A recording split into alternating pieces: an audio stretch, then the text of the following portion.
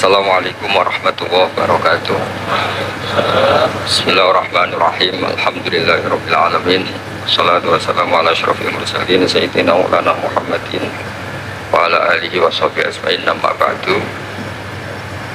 Sederenge kula takdim teng para sing rawuh. Dongaaken Sayyid Muhammad Ikhlas, muridé mau cerita sangu mbek rabi. Istungano Sayyid Muhammad legowo di murid sing cerita rabi mbek sangu mbek nyindir Gus Raub. Ingkang kula hormati wonten Gus Raub, wonten Habib Husain, Habib Syekh Abud, wonten Habib Soleh Al-Kafs dan ingkang kula hormati. Kula berpikir begini ya. Kula ikrar ya. Kula tak sering bahasa Indonesia mawon. Kula ikrar seikrar-ikrarnya yang diceritakan para saksi tadi, murid-murid beliau adalah benar. Sebab itu kula ikut bersaksi yang membela jenengan sehingga menangi Sayyid Muhammad ya ora duwe wajah ganteng kok Sayyid Muhammad. Tapi banggalah nanti mau jenengan mlebu swarga dimodifikasi pun ganteng kowe. Oke, wonten cerita ngeten Habib Husain, wonten orang tanya, Gus kenapa Nabi itu kok ganteng, wali kok ganteng? Sing jawab ya lucu. Kok Nabi mesti mlebu swarga, dadi ngrubahi ra akeh-akeh. Dadi mulane sing rapati ganteng kudu ngibadahe sing tenanan karena mlebokno swarga wong ra ganteng butuh ekstra salon malaikat. Niku. Begini Pak Hasan, ini tonggo kula sering ngaji teng Bojonegoro, terus piyambake nggih sakjane ra di rival kalian kula. Begini Pak Hasan, tadi kata Mas Lutfi itu pengganti dari nama sinten Syihab. Itu begini, ada cerita dan ini semua yang tidak menangis Sayyid Muhammad kedah senang karena hadhil millah atau hadatin ini milik yang menyaksikan Rasulullah SAW juga yang tidak menyaksikan. Ini pokoknya kalau bela mayoritas secara pemilu mesti menang pulau karena ini mayoritas. Rasulullah itu begitu mencintai dan begitu rindu sama ikhwani. Mereka kata sahabat, saya ini ikhwanu kayak Rasulullah. Enggak, antum ashabi, kamu itu sahabat saya. Ikhwani adalah man amanabi walam yaroni. Mereka iman sama saya padahal tidak ngerti. Itu hebat luar biasa. Wong tidak ngerti kok iman. Wong ora tau disangoni Sayyid Muhammad kok seneng. Itu hebat. Lah nek sing biasa disangoni untuk bojo kan seneng wajar. Nggih setuju nggih? Mboten niki kan argumentasi ilmiah. Saya ini ini seksine Gus Raub. Saya ini di antara muridnya Mbah Mun yang kompetitor ilmiahnya baik, termasuk kategori A. Kategori A. Masalah ilmiah loh. Nah, masalah ubudiyah kalau biasa. Tapi biasanya saya itu berkah. Nabi itu nggak pernah negur orang yang ibadahnya biasa-biasa saja. Yang ditegur adalah yang ibadahnya berlebihan. Itu Abdullah bin Amr bin As. Ngerti sampai? Yang ditegur sama yang nggak ditegur itu baik mana? Yang nggak ditegur. Nabi itu tidak pernah negur orang yang ngimami pakai kulhu, tapi pakai Baqarah ditegur. Soalnya kalau lagi partai kaum duafa nih, ini suara sadil bonati, tapi ini hak nih. Sehingga dalam banyak cerita dan ini disepakati banyak ulama, Uwais Al-Qarni itu lam yaltaki Rasulullah SAW walam yarohu. Hampir semua riwayat bilang Uwais Al-Qarni itu tidak melihat Rasulullah. Beliau itu sering nangis karena tetangga-tetangganya sudah sowan Rasulullah dan tentu mereka menjadi sahabat karena sudah sowan. Tapi Uwais Al-Qarni di ibu mokongnya ra karuan. Ditinggal lu ra gelem, mokong cerewet ngamukan. Njuk nglayani Uwais Al-Qarni. Uwais Al-Qarni itu lebih berpegangan konstitusi bahwa birrul walidain terutama ibu itu amru Rasulillah. Ummuka. Tapi apa yang terjadi? Uwais Al-Qarni yang tidak pernah sowan Rasulullah digelari khairul qurun Uwais Al-Qarni karena taat ning gone mandate Rasulullah nggih niku khidmah kalian enten ibu. Padahal boten di zamannya beliau sebetulnya menangi zaman Rasulullah, enggak sowan. Maksud kula Pak Hasan, dadi sing ora roh-roh ya aja terus sampean ngrasa luwih tinggi.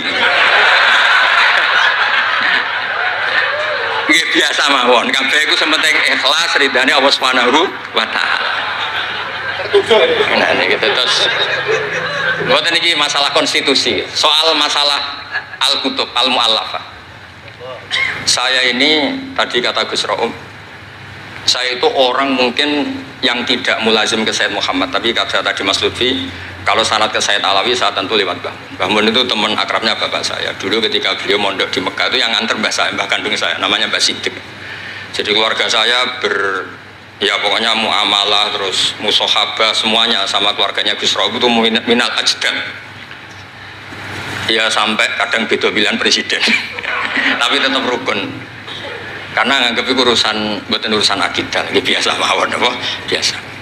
Begini. Niki rungokno tenan. Saya entah berapa kali sampai lupa nyetak kitab, tapi bukan nyetak komersial. Sama lagi bukan komersial. Jadi ini nggak perlu menyinggung siapapun, nggak komersial. Al-Hajju Fadha'il wa Ahkam itu saya nyetak entah berapa kali. Dan semua yang saya kasih Gus Rob itu mesti terus minta dibacakan. Kenapa? Karena semua fikih di Indonesia itu pasti bilang ar-ramyu itu ba'das zawal. Semua takrib mu'in i'ana semuanya pasti ar-ramyu itu ba'das zawal. Kunna natahayyanu fa idza zalati syamsu romaina. Kita ini nunggu zawalu syamsi baru romaina. Ramyu yaumil hadi asyar. Ketika ada peristiwa mu'assim terowongan Mina, karena jutaan orang ke titik yang sama di jam yang sama. Sama lagi jutaan orang ke titik yang sama di jam yang akhirnya Sayyid Muhammad memberanikan diri fatwa secara terbuka bahwa boleh Ramyu keblas zawal. Mereka mesti komplain, iki kita apa? Sampai komplain, saya bilang ini yang ngarang putune Kanjeng Nabi. Kabeh bantah. Tak didono takbir dan beliau cara ngendikan masuk akal.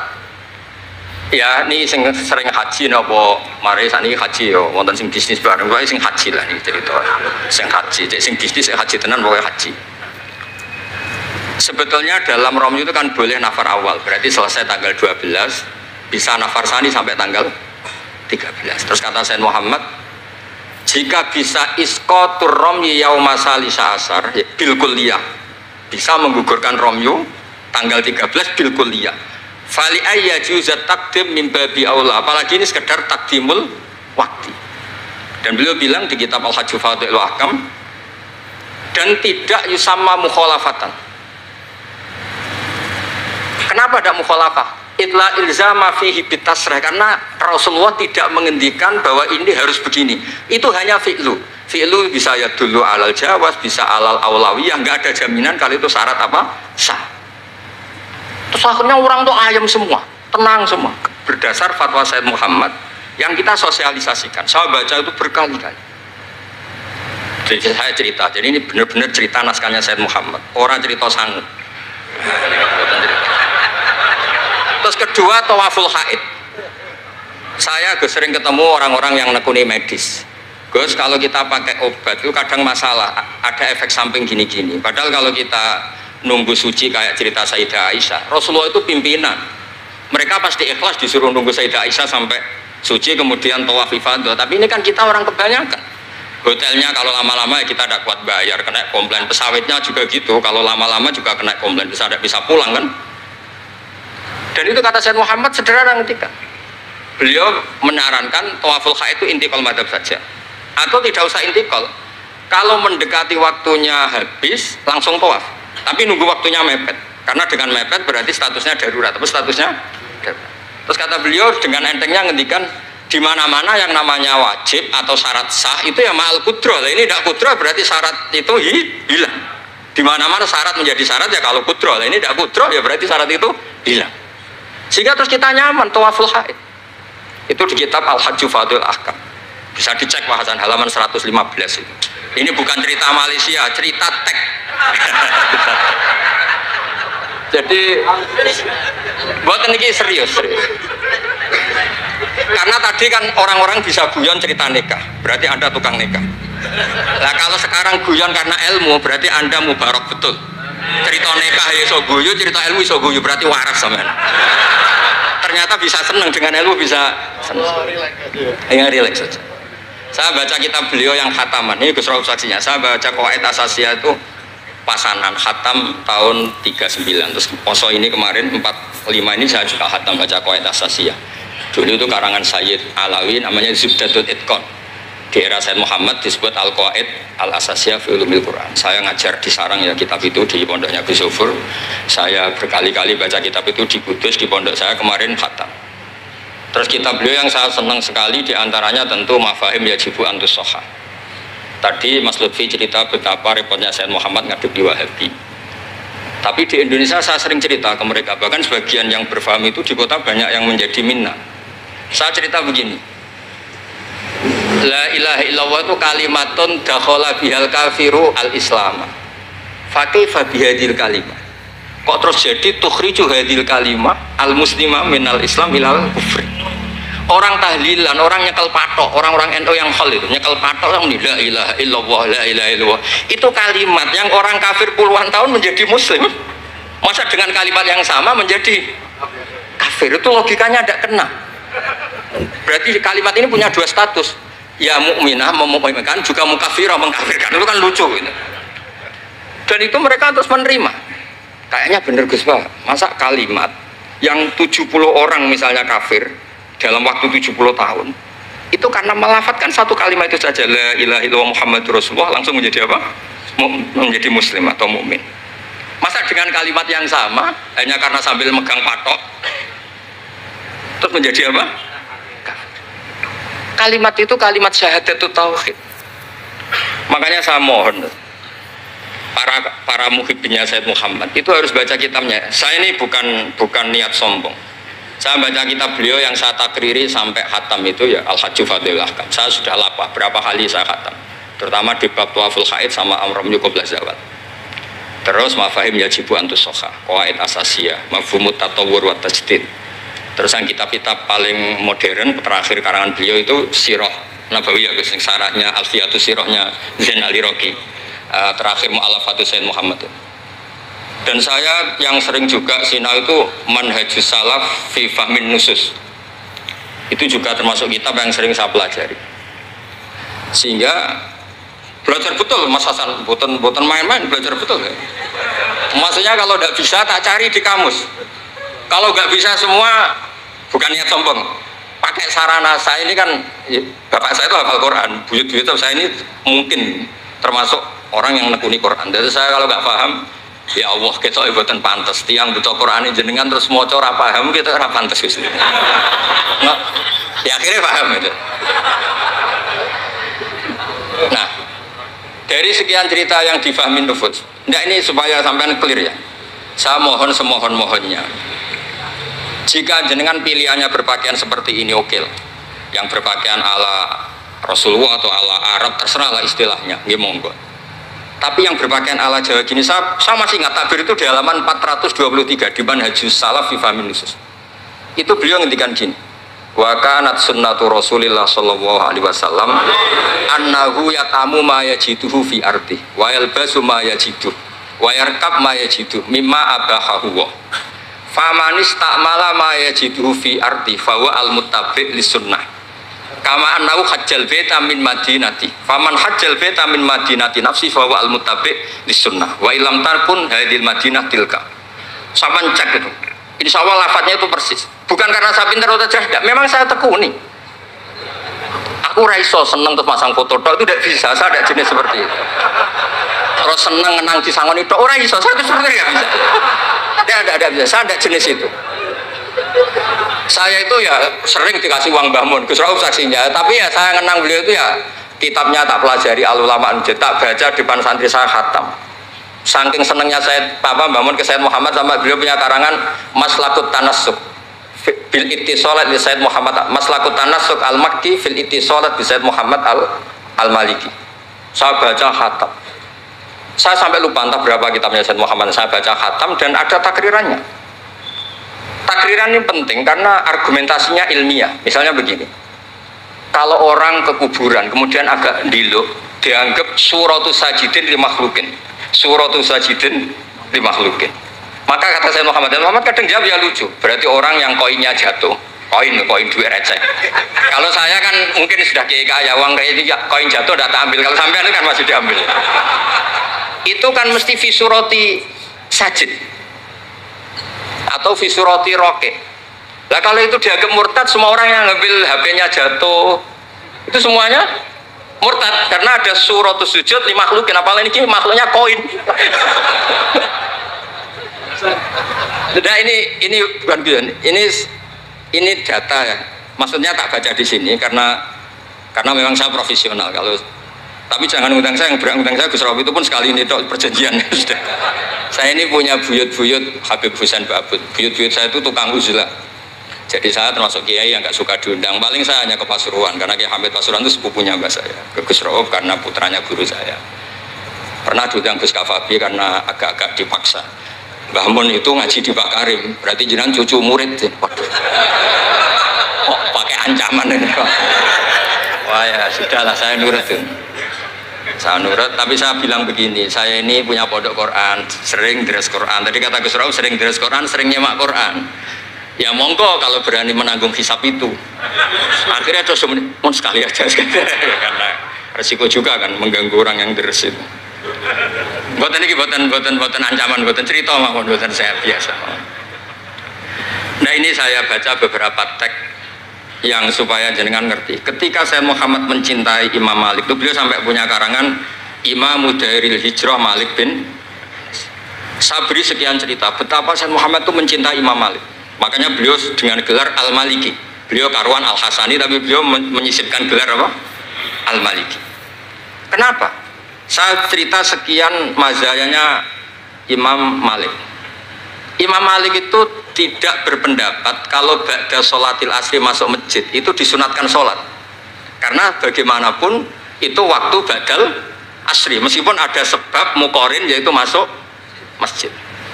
Tapi beliau ada anak kecil di sini, ada takbirnya, ada anak kecil bilang ya syekh kum farkah, kamu ini sudah syekh sudah kiai masuk masjid dan sholat tahiyatul masjid, kum farkah.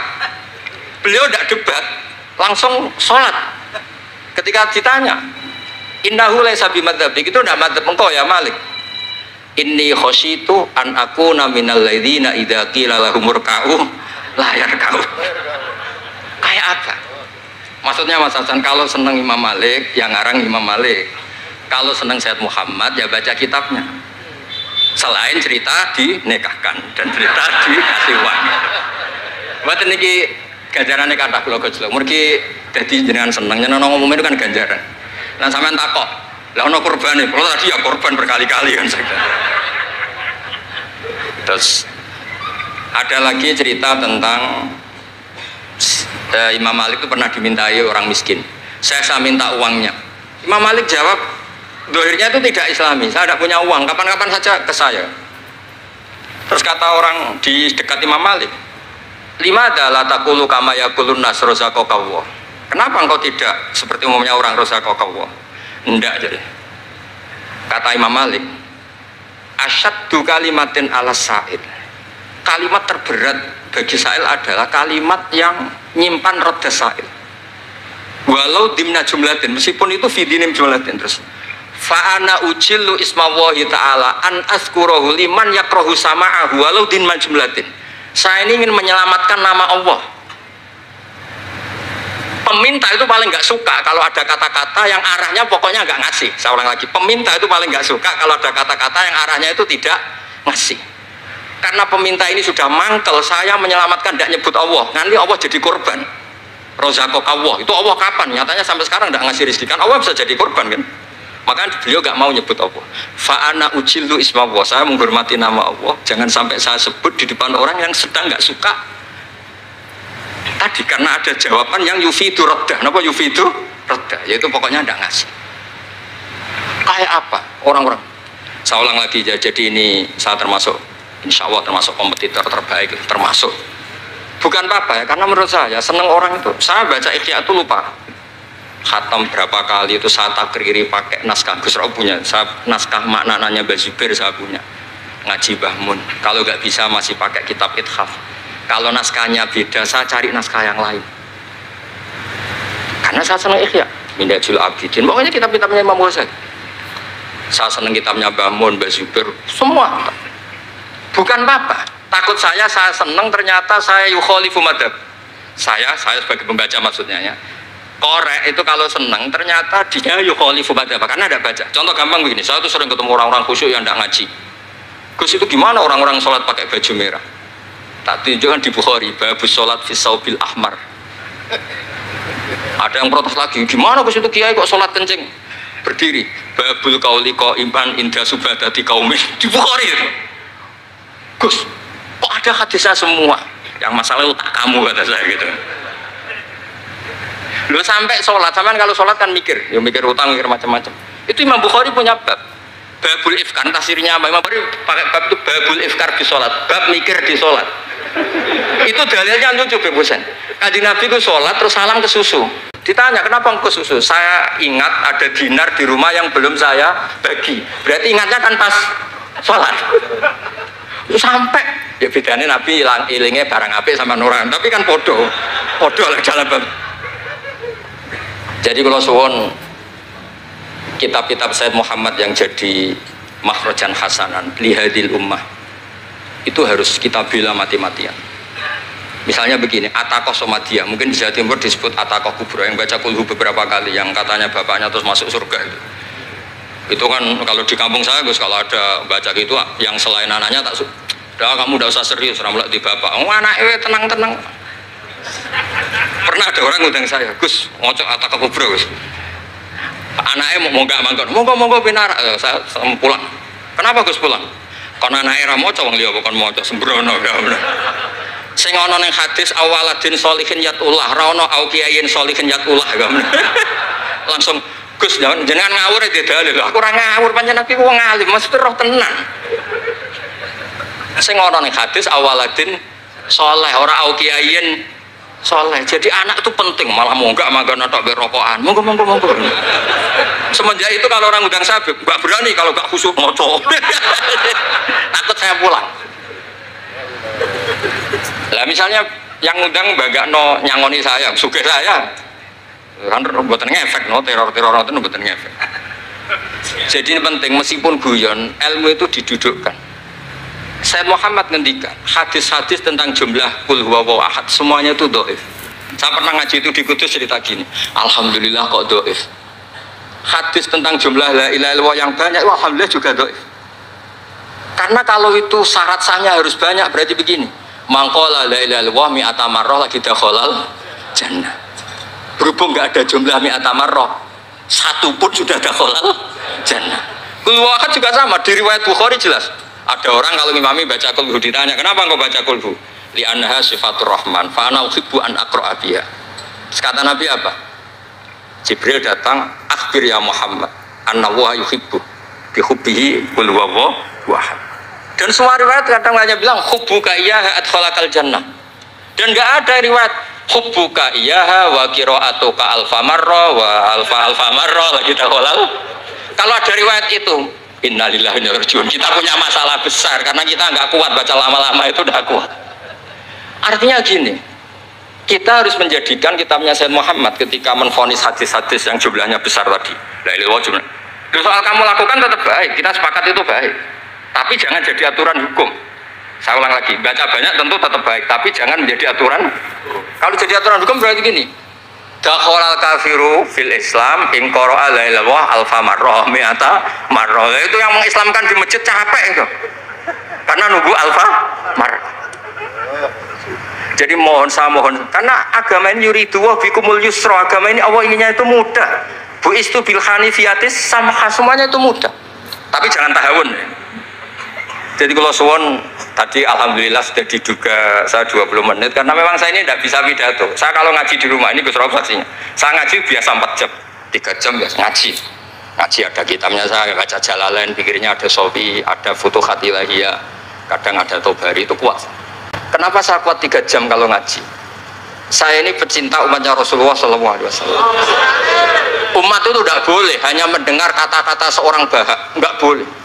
Harus mendengar kaifa qala Tobari, wa kaifa qala Al-Baidawi, wa kaifa qala Syafi'i, wa kaifa qala Imam Syafi'i. Saking hormat saya.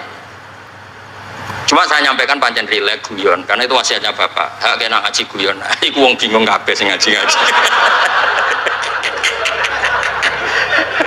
Jadi, ya ngoten mawon. Assalamualaikum warahmatullahi wabarakatuh.